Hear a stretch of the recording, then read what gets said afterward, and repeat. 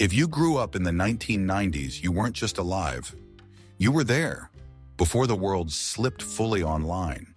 You remember the weight of a Walkman in your pocket, the high-pitched whir of a VHS rewinding, the heartbreak of a Tamagotchi blinking out while you were at school. It wasn't perfect, but it was real. Back then, childhood was a little slower, a little messier, and somehow more vivid.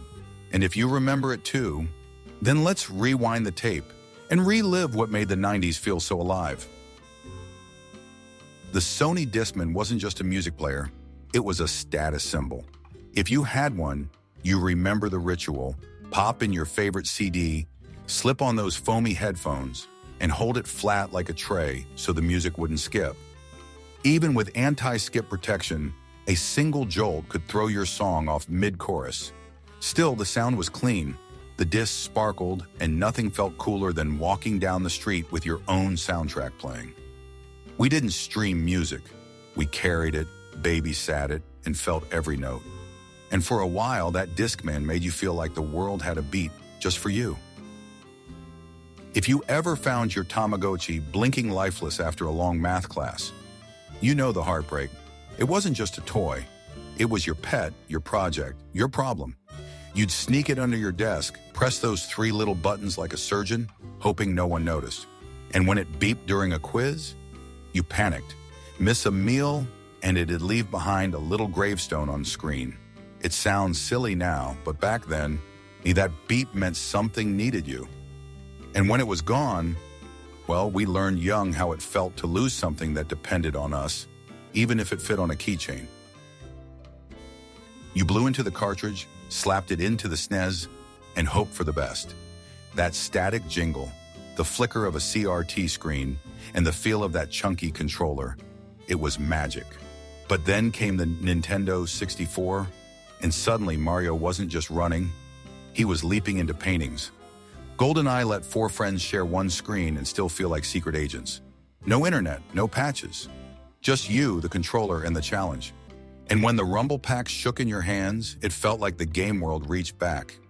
If you remember that moment when 3D felt impossible, then you remember why it mattered.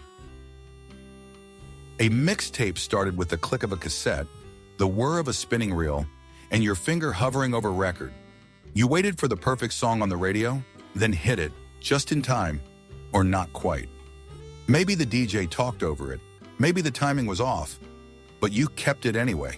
Every mixtape had a purpose, for someone you liked, someone you missed, or someone you lost.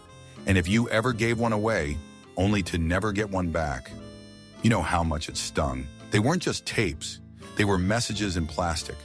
And long after the music faded, the meaning stayed behind.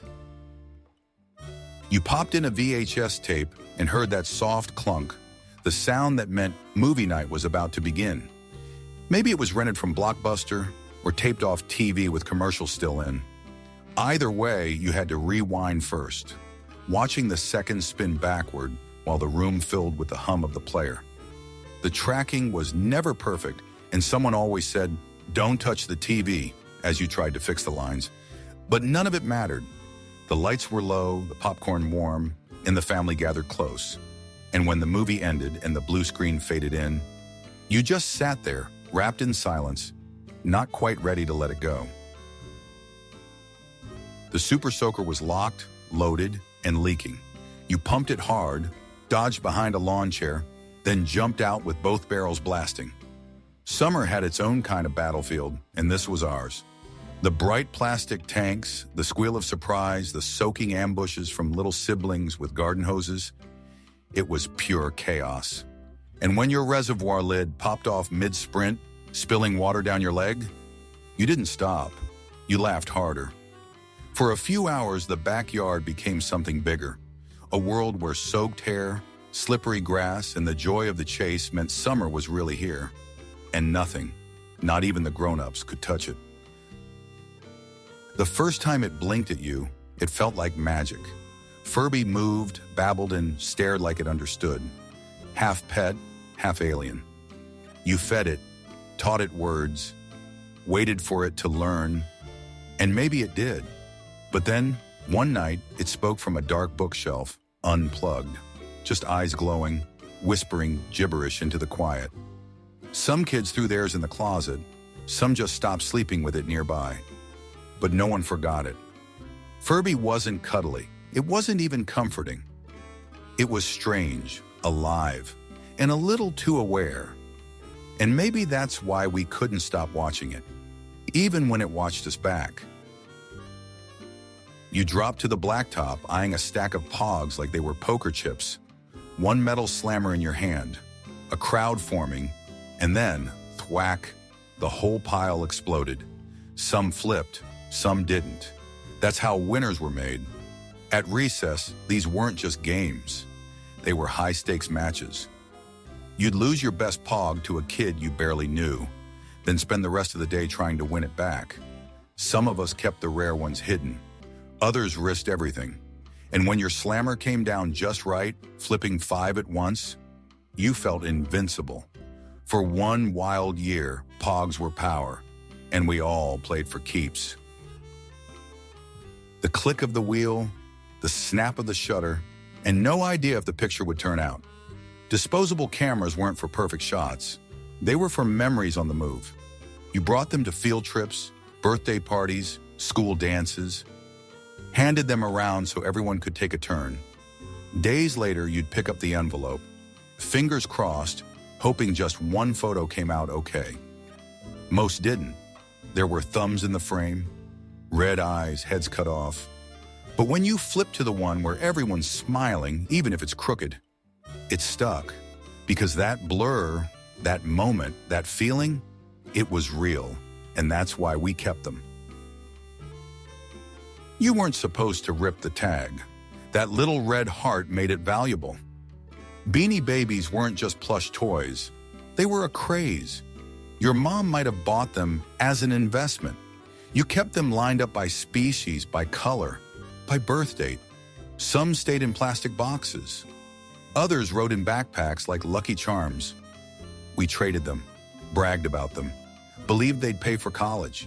Years later, you'd find them in a garage sale bin, faded, ignored, still perfectly intact. But when you picked one up, you remembered its name, its poem, and for a second, you felt 9 years old again, believing in something small and soft in yours. Power Rangers toys weren't just toys. They were a full-blown identity. Every kid picked a color: red, blue, pink. You knew exactly who you were. The flip head figures snapped into place with a click, and suddenly your living room turned into Angel Grove. The Zords were sacred, the Megazord a holy grail. If you had all the parts, you didn't just own a toy, you commanded it. Outside, someone yelled, "It's morphin' time!" And the grass became a battlefield. You moved like a hero, talked like one, believed you were one, and when the streetlights came on, the helmets came off. But that feeling, it stuck with you. The Talkboy was more than a toy. It was power in plastic. Thanks to Home Alone 2, we believed it could do anything. You'd record your voice, slow it down to sound like a grown-up, then march into the kitchen demanding cookies. You'd prank call your friends, record your teacher from across the room, even narrate fake movie trailers just to hear yourself sound important. Holding that silver recorder, you weren't just playing, you were producing, rewinding, editing, performing. And maybe the world didn't take you seriously yet, but that didn't matter, because for a while with the Talkboy in your hand, you were the one in charge. Gaming magazines hit the mailbox like treasure maps. Before walkthroughs in YouTube, these glossy pages were our only way in. You'd flip through GamePro, Electronic Gaming Monthly, or Tips and Tricks, searching for cheat codes, secret levels, and previews of games you couldn't afford. Yet, some kids tore out the posters and taped them to their walls like sacred scrolls. Others memorized every page, quoting power ratings like gospel. It wasn't just reading, it was preparation, hope, the belief that next time you picked up that controller, you'd finally beat that boss. And when you brought that magazine to school, you weren't just a gamer, you were the expert. Paper maps came out before the car even started. You'd spread one open across the hood or the kitchen table, tracing a line with your finger while someone grabbed a highlighter to mark the route. Every crease told a story, family trips, detours, rest stops that turned into memories. We kept one in the glove box just in case, even when we thought we knew the way. Sure, they were bulky and hard to refold, but there was something reassuring about having the whole country in your hands. No batteries, no signal, just a little ink and a lot of trust. And when you finally got there, you knew you had found the way. You'd slide the Encarta CD-ROM into the family computer and wait for that whirring sound to kick in. Then suddenly the world opened up. There were maps you could zoom, audio clips you could hear, and timelines you could follow across centuries. For school reports, it felt like cheating, but the fun kind. We'd lose hours hopping from ancient Egypt to outer space with just a few clicks. And then there was Mind Maze, that trivia game hidden inside, making us feel like geniuses every time we got one right.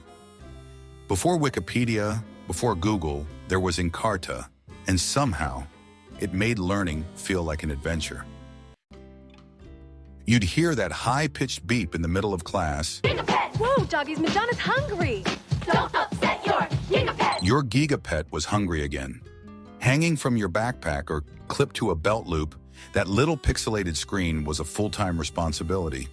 Feed it, clean up its digital poop, play with it, or else it died, and when it did, it felt real.